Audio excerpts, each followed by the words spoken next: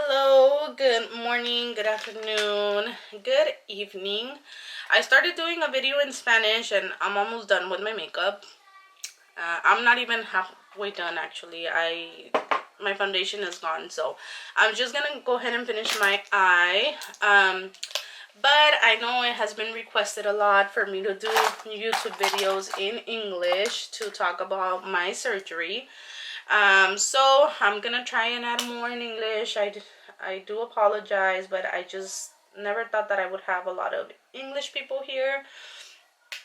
But anyways, my name is Jasenia. I am 31 years old.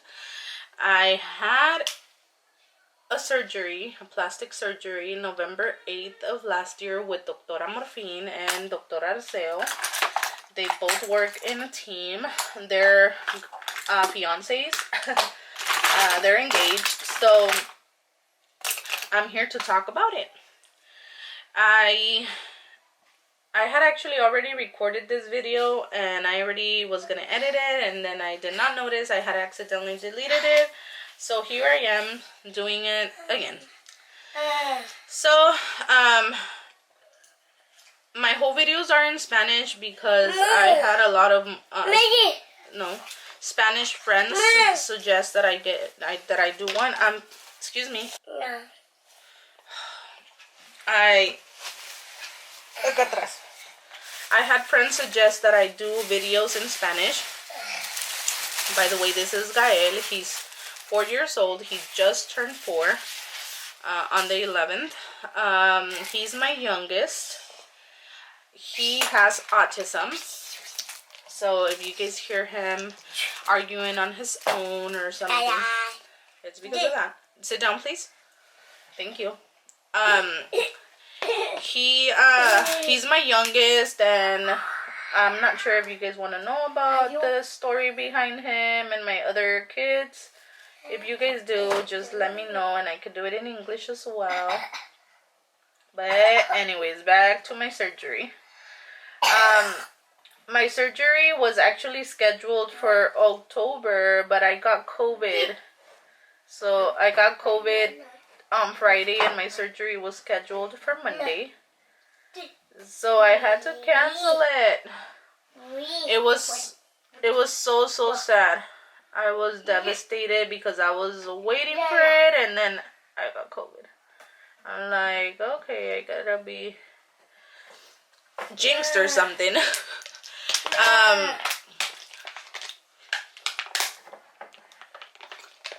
have to finish this water before I leave. So I had to postpone it, and then I saw my surgery was actually scheduled for March of this year after, postponing it. But then someone actually canceled in November, and I was able to get into that slot. I asked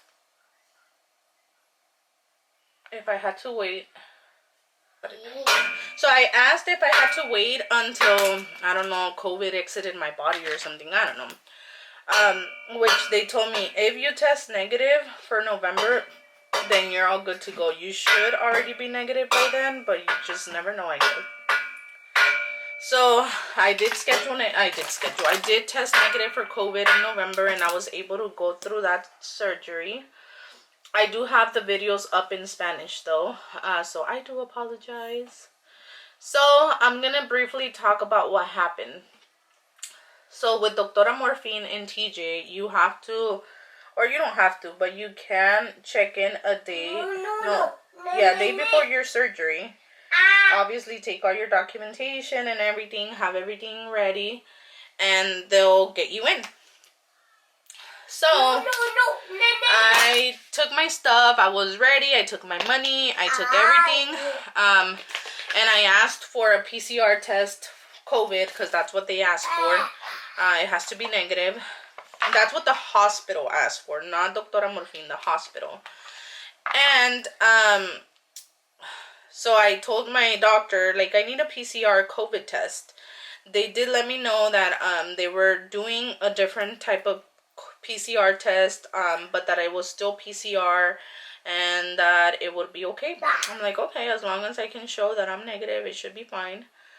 So they give me the results. We go to TJ, and then when we get there, and by we I mean my partner and I. So when we get there, they're already done. They're asking for my paperwork, and then they're like, do you have a PCR COVID test? And I'm like, yeah, this is it. They're like, no, this is not a PCR. This is just like a COVID SAR or something like that, it said. I'm like, well, they said that they didn't do PCR test anymore. But that this one was basically the same thing. They're like, no, but we need a PCR test. I'm like, you gotta be kidding me. I'm like, so what's gonna happen? So she's like, we cannot check you in unless you have that PCR test. I'm like, oh my God. So by this time, it was already like 9 o'clock because when you check in, you have to go through the urgent care. But the guy that was at the urgent care did not want to check us in. So he said, you have to go back to like the main entrance. So we went back to the main entrance, and the lady there, she's like, oh my God, I do apologize. I'm not sure why he's not helping. He never helps. And, you know, she was just ranting that he wasn't helping. So I'm like, is he always like that? Because he was really rude about it too. And she said, yes. I'm not sure why, but it's just that type of people, I guess. But I said, it's fine. We'll wait. So we had to wait until this poor lady got everyone that was already waiting checked in, which was just about 3 people in front of us, I guess. But we were like, it's okay. I mean, 3 people, you know. So it was already 9 o'clock by then. And then she's like, well, it's because the system won't allow, I guess, for this test. It needs to say PCR. No. And I'm like, well, what am I supposed to do? And she's like, well, can you go back home and get a PCR test? I'm like, back home? I have to travel back to the U.S. to go back home. And I'm like, nothing is open already because it's already 9 o'clock. So she's like, well, what time is your surgery tomorrow? And I'm like, well, how am I supposed to know if I see the doctora tomorrow before surgery? Because she sees everybody before the surgery if you do not have like a in-person appointment with her, which I didn't. I did everything over the phone. So you see her the day of. She marks you up, and then she tells you, okay, you're going in for 2nd or 3rd. You're at this time, right? No. So I'm like, I don't know what time my surgery is. So I'm like, what time does the lab open? And she's like, it opens like at 9, I think she said, or 8. I don't know. I'm like, what? I'm like, and how long does it take for me to get the results? So she said it takes about, I don't know how many hours. So I'm like, no, it's not going to make sense because then I'm going to have to reschedule and blah, blah, blah. So she's like, well, can you go somewhere and get it done? I'm like, where am I going to get it done at this time? Long story short, I saw a friend of mine online. I had never met her. We just became friends online because she also has a kid with autism. We are in a crafts group on Facebook because I do crafts with my cricket, whatever you guys call it. And she's in one that's in Mexico. So we met online and we kind of just, share ideas of what can be sold, or if I need help with a certain model or modification, she does it for me. So I'm like, hey, are you awake? And she's like, yeah, what happened? I'm like, I need a huge, huge favor. Like, I took my laptop and I'm like, you know what? Last year we got a COVID test and it did say PCR. So I'm like, I can edit it. I can make it happen, do a little thing. So I got my laptop. I started getting to work on it and I'm like, is there any way you can print this for me? And she's like, yes. I'm like, where do you live? She lived like 30 minutes away from the hospital. So I'm like, okay. And I told the lady that was helping me get checked in, I'm like, okay, I found one that we have. I obviously never told her that it was a year old, but I'm like, this one does say PCR. Does this work? And she said, yes. I'm like, okay. Well, I can have someone print them out for me, but she lives 30 minutes away, so 30 minutes up, 30 minutes down, it's going to be an hour. She's like, it's okay, we're always checking in. I'm like, okay, I'll be right back. So we left, we went to get it, we came back, and we already came back by like 11 because we left like around 10 something after we were trying to get checked in. So we were able to make it. They did check us in, and then they were like, oh, Yesenia, you were supposed to be on, I don't know what floor. But then there was an issue that happened while I was gone, and my MA had to change rooms, so she took me to another room, and I'm like, it's cool. I mean, as long as I have my room, which I also have a video of like the room. It was pretty clean. It was pretty nice. I had no complaints. The MA was amazing. She was already getting me checked in. So what they do when you get there, I asked if I could take a shower, because I'm like, girl, it's late already. I want to shower. I want to be comfortable. So I'm like, is there any way that I could take a shower? And she said, yes, of course.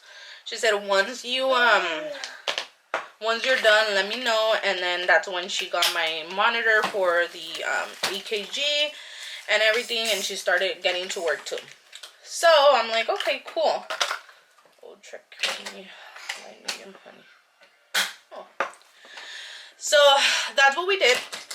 She got me ready. They put your IV, and they start getting you ready for the day, for the following. So I asked obviously if I could eat, but they're like, no, unfortunately you can, because we're not sure what time your surgery is gonna be tomorrow, so we can't have you have any fluids anymore. Or I mean, yeah, fluids either. I couldn't have water. Mande. So no food, no fluids other than what was being sent to me through the IV. Hold on. So that was that. The next day they woke me up like at 6 in the morning. Woke me up very, very early. And I'm gonna move you guys a little bit because I need to start doing my hair. So what they had, no, it's because I need to do my hair. So what they had me do in the morning, a whole bunch of people start coming in, and they start asking you like a whole bunch of questions, like if you have any health issues, how much do you weigh, and just, you know, general questions that they need to be on the lookout for.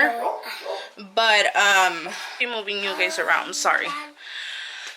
They just ask like, you know, health related questions, like how much do you weigh, have you had any health issues, have you this, have you that, and they just go over all of that. But they start really early. So one of the issues I had was that they told me that I was 80 pounds, and they're like, you're over the BMI, do you know that? I'm like, excuse me, no. I'm like, I used to weigh 185 a couple months ago. I've been losing weight, and you're not gonna tell me that I'm still at 185. I'm like, I know that for sure I'm not at 185. My partner was laughing because he's like, why are you fighting over your weight? I'm like, boy.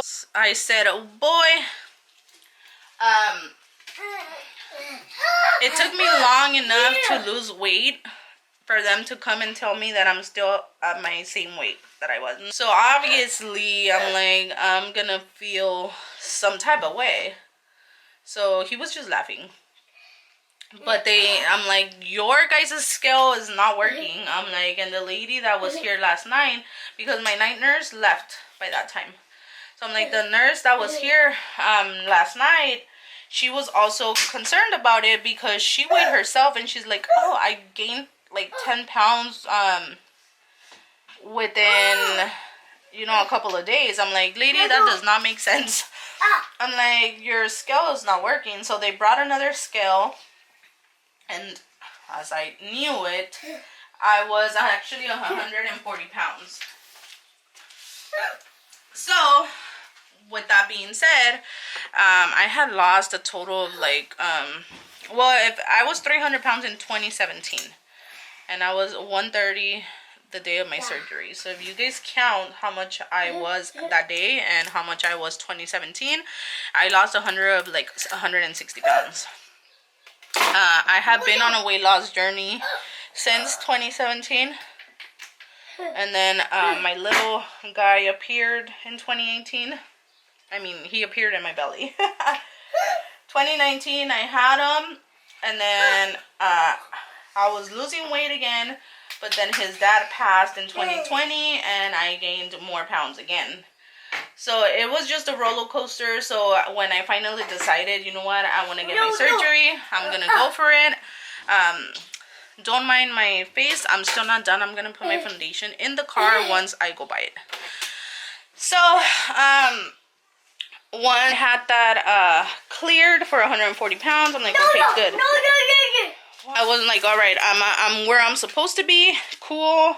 Let's just move forward with it.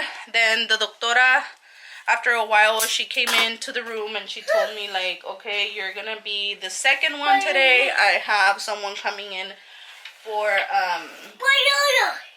I think it was a mommy makeover, and then someone like me going in for a circular tummy tuck, and then there was another one that I believe was going in just for a lipo. So what she does is put the complicated one or the longest one first. So the longest one was obviously the mommy makeover, and then it was me with just a circular tummy tuck, and then obviously it was the one getting a lipo. I went in at like 2 p.m. I think, or 1:30, something like that. I also have that video where I'm like talking, being all excited, and a lot of people were asking me like, are you afraid? Are you like nervous? And I'm like, no, I'm ready. They're like, you're not nervous? I'm like, nope. So, when the doctora goes in there, she marks you up and everything. I think I've already said that. I'm sorry. So, I was already at the surgery one. So, they come, they pick me up, they get me in. They were asking me, like, if I was nervous. And I'm like, no, I'm ready. I mean, I've lost a lot of weight. I had a mommy pouch. I had a whole bunch of things that I did not like. So, I was more excited. The only thing that did get me nervous at one point was that that I would, you know, pass, or that something would happen to me, because my kids don't have a father anymore. So I'm like, I don't want them, you know, to end up with no mother. But I'm like, I need to get rid of that mentality, go in with a positive attitude, and, you know, attract the positive. So that's what I did. I'm like, I'm excited. I want to get this over with. I need to just get on that bed. So I'm like, in my mind, I'm already ready, you know, looking all nice. So, she gets me in. They come and pick me up, they get me in, and everybody's like, oh, you look so good. Like, you don't look nervous. I'm like, I'm not. I'm excited. The anesthesiologist introduced himself, and then Dr. Arceo was already there. He introduced himself, and not me over here trying to ask if what you need to be a coordinator, because I want to work with them. Not even knowing how my results were going to be. I do apologize for my son in the back. So I'm over here asking, like, oh, what do you need in order to become a coordinator? I want to be able to work with you guys. I want to become a YouTuber, and, you know, just kind of expand my you know, my horizons, I guess. They were like, oh, you really want to become a YouTuber? Like, do you really want to work with us? Or is this the anesthesia talking? I'm like, no, it really is. I did let them know, like, please take care of me, because my kid's father passed, and I don't want to leave him without a mom. I just want to look good and feel good. And they're like, we got you. So the doctora comes in, and then she's like, well, we're ready to start. And then they're like, good night, we'll see you later. And yeah, I went to sleep. I did wake up. So just to mention, in Mexico, they do not use general anesthesia. So that's something that I actually also liked, because what they do is they sedate you, and you are breathing on your own. You're not like breathing through a tube. Her battery died. So I had to listen to where I stayed at. Okay, I'm almost done with my hair. So what I was saying is they don't use general anesthesia, and I think I need to bring you guys closer because I just heard the video and I could not hear myself. So they don't use general anesthesia. They actually sedate you, meaning they put you to sleep and then you just breathe on your own. So I think I actually like that idea better. I did wake up a couple of times, and I personally didn't freak out. I didn't think it was bad, just because it made me feel actually comfortable knowing that you know that you're awake and you don't feel anything, because obviously you're taking a nap at that moment. But when I woke up the first time, they're like, oh, well, the doctor is like, touch your small waist, and I did. I touched it, and I'm like, oh my god, it was amazing. It was just like the feeling at that moment. I'm like, whoa. Then a couple moments passed, or it was not even, and she said, well, we're almost done. We're gonna go ahead and put you back to sleep, and then yeah. So then I woke up again, and then she's like, we're already like taping you up. And you can't feel anything, okay? Mind you, I had a C-section, so I was awake when they were cutting me open, so that was not the biggest thing. I just feel like they obviously sedate you. They put it up thinking, okay, we might be done in, I don't know, 4 hours, but if it actually takes longer, then they take a little longer, and you just continue to wake up. So she's like, I'm almost done, I'm taping you up. Who's the person that's in the room? She's like, they keep asking for you. I'm like, oh, he's my boyfriend.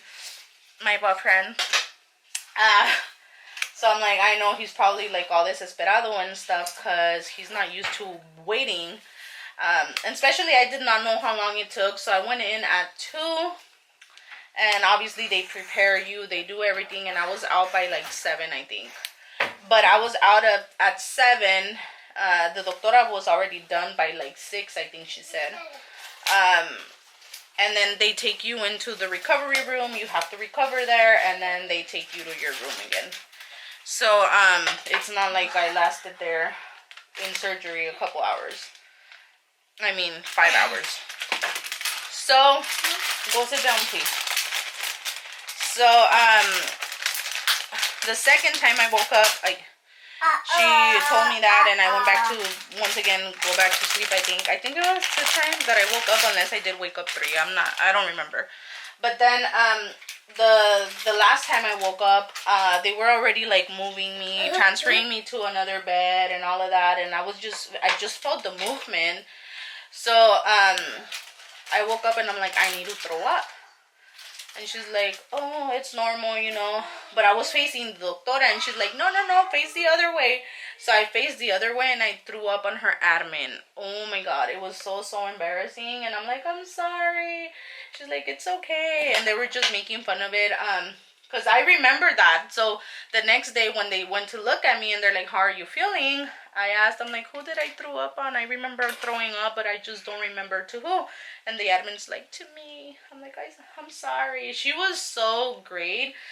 She already left the doctora because she went back to school. She's, I'm not sure what she's, you know, trying to master, but she's no longer her MA, so I felt sad. I'm like, oh, I have her on my Instagram because she is just the nicest. And she's like, I know you. I've seen your post every time on Facebook, and I see your videos. I'm like, oh, she's just amazing. But anyways, so I threw up on her. They took me to the recovery room. I was there, and then I obviously saw the other chick that was there. They rolled her out, and then I was going to my room. Next thing I know, I was falling asleep, and then I kept throwing up, and obviously it's the side effects of the anesthesia. So I'm like, oh, I just feel like throwing up, and it was just so uncomfortable to throw up. If you had a C-section, you would understand like how frustrating it is to kind of throw up. in those moments because you feel like everything is tearing apart. I didn't feel it at that moment because obviously I'm still under anesthesia and you're still like with your medication for pain and all of that, but you just feel uncomfortable. And I'm like, oh, I don't like throwing up. I just don't like it. But overall, I'd rather be throwing up than not look how I look. So, after that, they took me to my room. They brought me some food. It was already like 9 o'clock p.m., I think. They brought me food because I had not eaten. I'm like, I'm hungry. So they took me food. They took me like Jello sandwich and like, you know, something not too hard on your stomach. I think broth or I don't remember. But I was throwing everything up. Like I would take a bite and I'm like, I need to throw up again. And it was just like the horrible feeling. I even did a video like half awake, half asleep. And the first thing I asked my boyfriend was like, can I have my phone please? Because I know people be asking about me. So yeah, I had a whole bunch of messages of like, how are you? Are you already out of your surgery? And all of this. And I'm like, yes, I am. So I did a little video with me half awake, half asleep. Because I was under the anesthesia. So there you see me trying to talk and not being able to talk, right? But overall, it was a good experience. The next day, the doctora does go and check on you, make sure nothing, you know, opened up, everything's looking nice, that you're not bleeding anymore, I guess, or, you know, whatever concerns she could have, maybe to see if you did get any lipo burns or whatever. But she does inspect you, and then she does let you know, like, okay, well, after this, I'm going to see you in about a week. They're going to message you. They're going to follow up with you. Obviously, and girl, something that we need to understand, she is one person, or, you know, it's her and her fiance doing the surgeries. But if you have businesses, you know how busy it gets with answering messages. So obviously she does not respond to you. It's her assistant. Sometimes her assistant's also pretty busy. So I didn't mind the fact that they were not like, you know, sending me messages every day, following up with me every single day. I didn't have any complications, thankfully. But if I did, well, my son opened my suture when I was 3 weeks. But I did message them and I did let her know, like, hey, you know what, my son jumped on me and this is what happened. And she did not respond right away, but I did not make a whole ordeal about it because I knew that they're busy. They're busy people. They obviously have a whole bunch of other patients that they're trying to work with, and unless it's an emergency, like, okay, it's infected and I need to go see someone else, I'm gonna run to the ER. I don't care what anyone says, but I'm gonna run to the ER. Which, like I said at the very beginning, because she does travel to Guadalajara and TJ, her phone is also not always working. So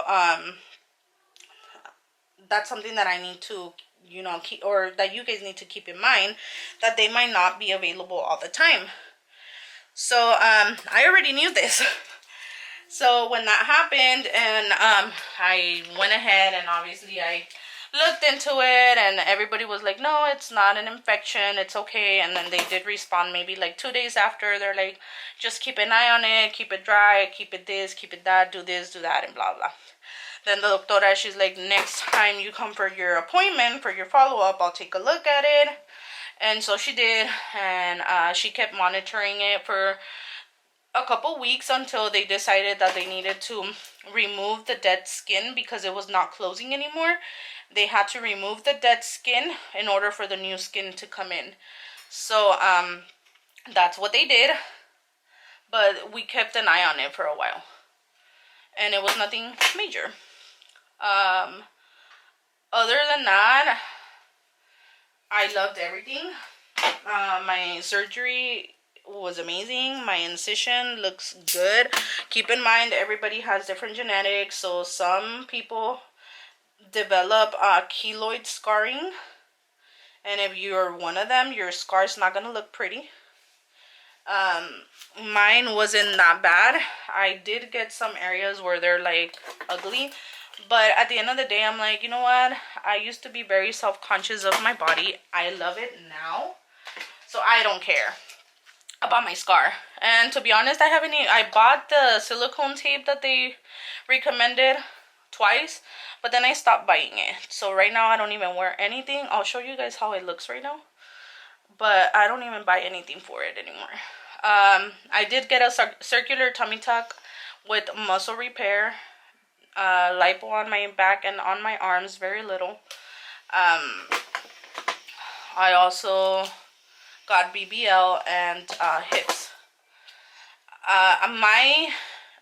My body looks very, very natural because I did not want something too exaggerated, and I wanted something that would match with my body, and I love it. I do need a second round because, as I don't know if I mentioned it, but whenever you have a tummy tuck, whether it's an extended or circular, most doctors don't do a lipo in that area because you're more at risk of getting a necrosis, meaning your skin will start getting black, and it'll start eating the rest of your skin, and it's not something that we want. So a lot of doctors don't do it. I think there's only one doctor that does lipo when he does a tummy tuck, and that's Dr. Culichi in Sinaloa. Regardless of the tummy tuck, I still look good. I mean, because she didn't lipo my stomach, but she did tell me, like, we can do it and take care of it in a second surgery.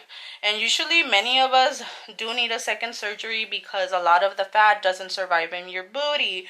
A lot of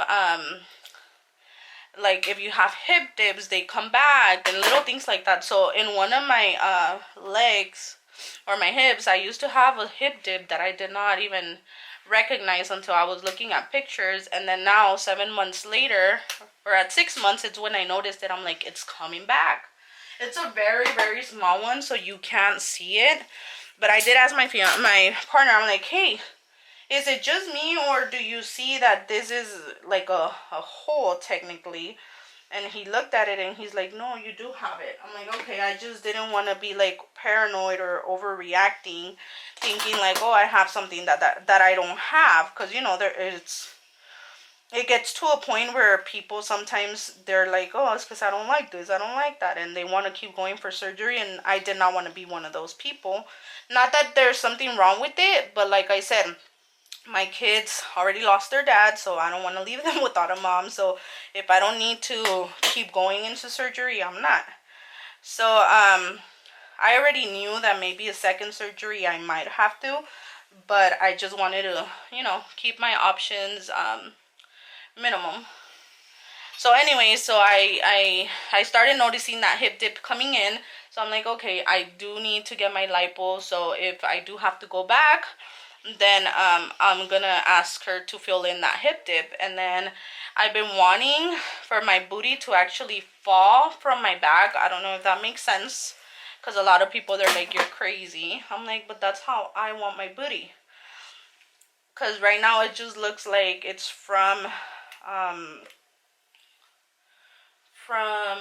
my legs, obviously, because when you get the tummy tuck, they only transfer your fat through the bottom of the legs and not through the upper portion. So that's where I want it. I want it transfer from above. So let me show you guys. Let me see. If I lower it. Okay, I think I might have to kind of stand up. All right. So the BBL was transferred obviously through the bottom.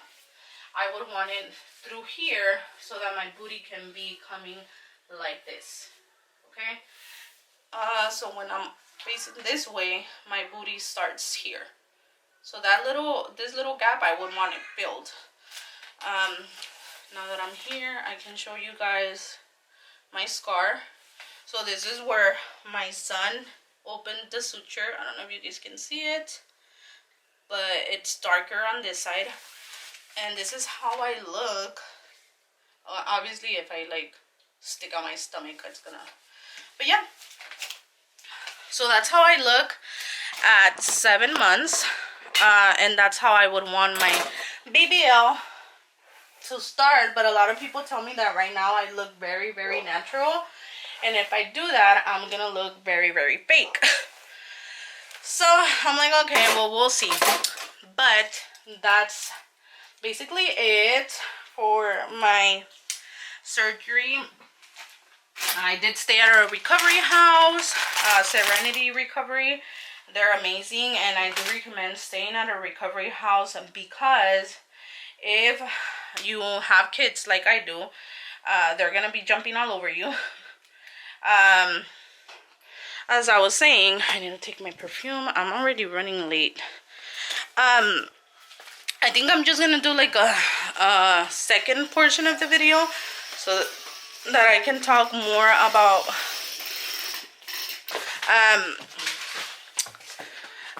I'm gonna do a part 2 about the